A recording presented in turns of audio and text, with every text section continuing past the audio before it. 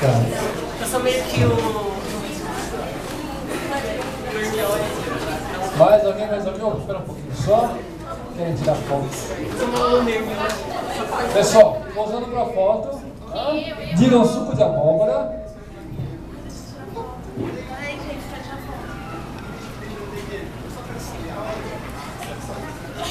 Não sai da boca. Muitas câmeras. Ai, meu Deus.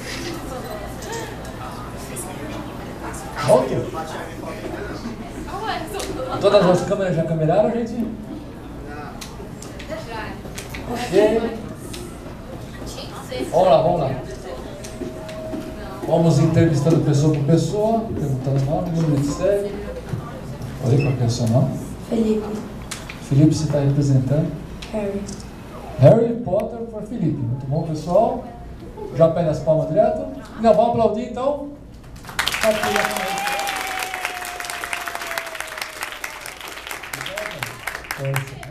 Juliana. Juliana, a sua caracterização?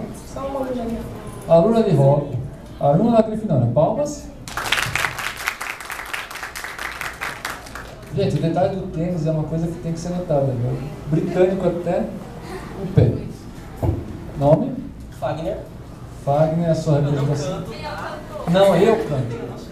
Não canto, eu canto. A sua caracterização? Aluno da Corvinal. O aluno da Corvinal com o vira-tempo como se fosse aqui.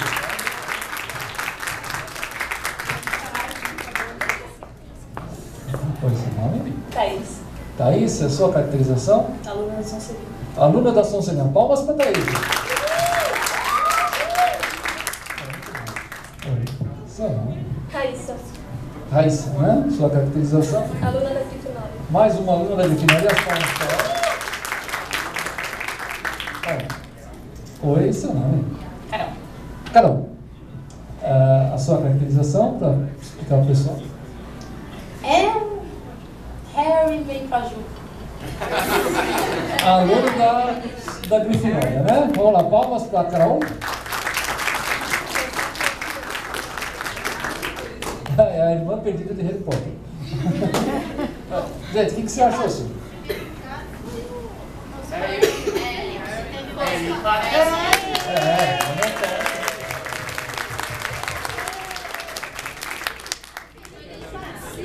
Essa é a primeira volta eu fiz.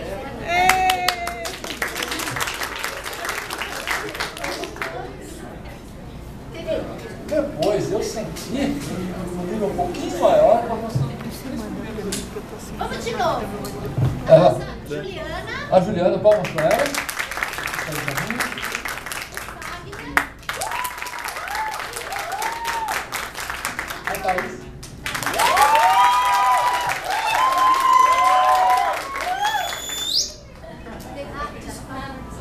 Raíssa. Carol. Então, obrigado a você.